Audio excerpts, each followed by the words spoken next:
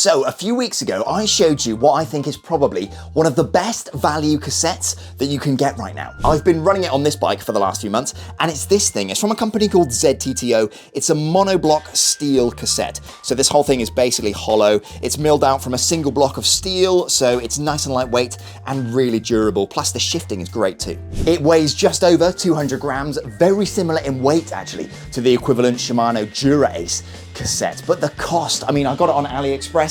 This thing, including postage, was only 65 quid. So this thing might be one of the best value cassettes that you can get right now. But right here, I've got what I think is the lightest cassette that you can find, not just on AliExpress, but in general, to be honest with you. Okay, so let me show you this thing here. So it's from a company called Riro, brand called Riro, and you might be familiar with that name because I've covered one of their things in the past, and it's on this bike here. Now this has been out of commission for a good few months actually, mainly because of the issues I've had with this Trifox frame. Right now the front derailleur hanger has come loose again, but regardless, I'm running this chain set or crank set, and I covered this in a video. Again, it's from that company Riro. Nice lightweight carbon crank arms, and it's a 2x chain set, but both chain rings are a one-piece aluminium unit, very similar to the way that SRAM does things. This is super lightweight and it's been really durable as well, so I've been really happy with that. So I'm hoping this Riro cassette kind of follows the same pattern. But let me get this out and I'll show you why this thing is so cool. Right, so here it is, a pretty standard looking 11-speed 11 to 28 cassette, right? Well, have a look at this. So I'll put it on the scales here, get those turned on. 147 grams for this thing. For comparison, this very same cassette in Shimano 105 comes in at 260 grams. If we come over here, so top of the line from Shimano, 11-speed CSR 9100, the Dura-ACE cassette. This in 11 to 28 comes in at 193 grams. And if we go over to SRAM, this is from their obviously SRAM Red line, their XG1190 cassette. This in 11 to 28 comes in at 161 grams. So this thing beats all of those. The weight on this thing is ridiculous. But in terms of cost, this thing wasn't exactly dirt cheap. I mean, it cost me 109 quid from AliExpress, although the prices are falling, so hopefully they'll drop a little bit. But compared to that SRAM cassette at 352 quid, this thing is lighter and it's less than 1/3 that cost. So I reckon it's still pretty good. But there is one big compromise with this thing. So the front set of silver teeth on this cassette, they're constructed in exactly the same way as this monoblock steel cassette that I showed you earlier, and also these S-Road cassettes that I've covered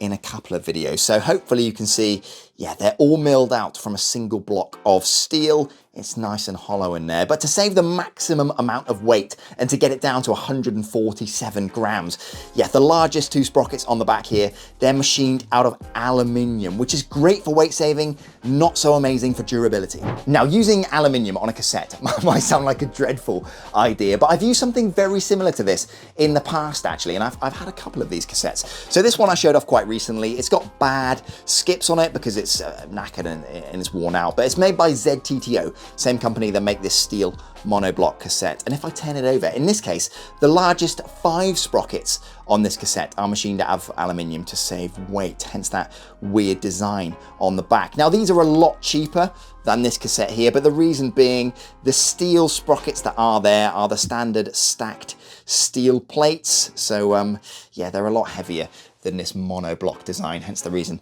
this carries a bit of a premium. But the durability on these, considering the aluminium sprockets, isn't too bad, and especially when you consider only the largest 2 sprockets on this cassette are aluminium. So unless you live somewhere incredibly hilly, you're going to spend the majority of your time in these gears here. So I don't think durability is going to be that severely impacted for the majority of people. So yeah, this cassette, a really interesting design. I've been waiting for them to kind of meld this steel monoblock design with machined aluminium. So it's really cool to have it in my hands. And that weight for this thing, incredible. Now, I'm going to be using this cassette in an upcoming bike build, probably going to be the next video actually, and I've got some really interesting parts, so get subscribed for that. But I can't really talk to the durability of this thing But let's check the shifting performance, because I've got this bike here behind me. It's got a pretty standard 11-speed mechanical group set on here. And with this cassette, the shifting is basically flawless. So let's get this Riro cassette on here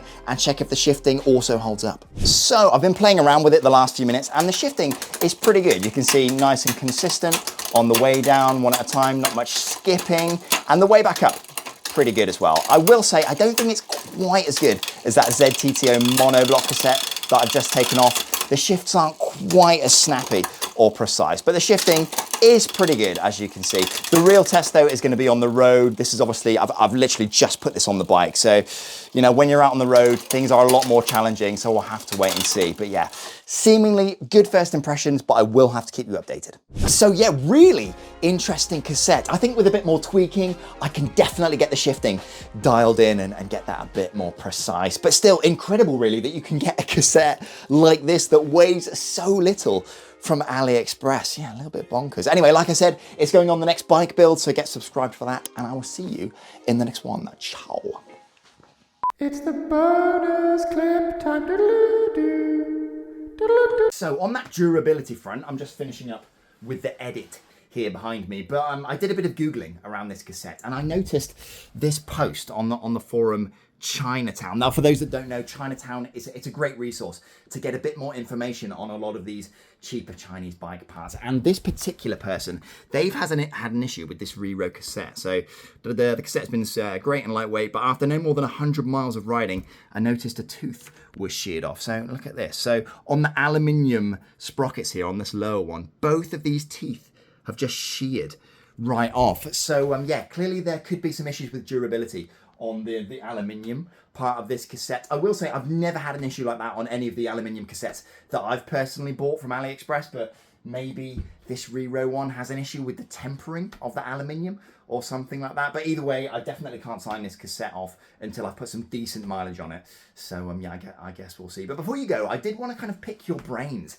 actually on a particular part of this build that's coming up, because there's something that I'm thinking of doing, but I'm not sure if it's a good idea. So for the upcoming build, I've got the frame, well, I've got everything basically apart from the handlebar and stem. And so this Trifox frame here, the actual frame itself is naff. I'm not going to use it, but the handlebar and stem that came with it have actually been completely fine and pretty serviceable. So I'm thinking of making use of this setup on the new build. But this is my question, right? So underneath, you can see the brake hoses for the shifters get fed through the handlebar, but then they kind of exit and get fed underneath the stem and into this aero cowling where the headset spaces are. So on the new frame that I've got, it's fully internally routed, much like this one, but it doesn't have this aero cowling on the headset. It's got standard spacers like this one, and then right here on the front, there's a kind of slot milled in this cap so that then the brake hoses can feed through it and into the frame. So what I'm thinking of doing to kind of tidy this up a little bit is maybe drill a hole right there and then a similar one on the other side, so that then I can feed the brake hoses into this stem, because this is a hollow aluminium tube. Then if I kind of drill a hole there and a hole there, I can then kind of feed those brake hoses straight down, and then they'll kind of just neatly enter the frame that way. But my question is, do you think if I kind of cut holes in that stem, it's going to severely impact the kind of structural integrity of this thing? It's quite chunky aluminium, so I think it will be fine. But yeah, let me know what you think. I might just send it and do it. But if you think it's a dreadful idea, do let me know, and maybe I'll listen to you. But yeah, anyway, stay tuned for the next build. And yeah, thank you for giving me advice. I'll see you next time. Ciao.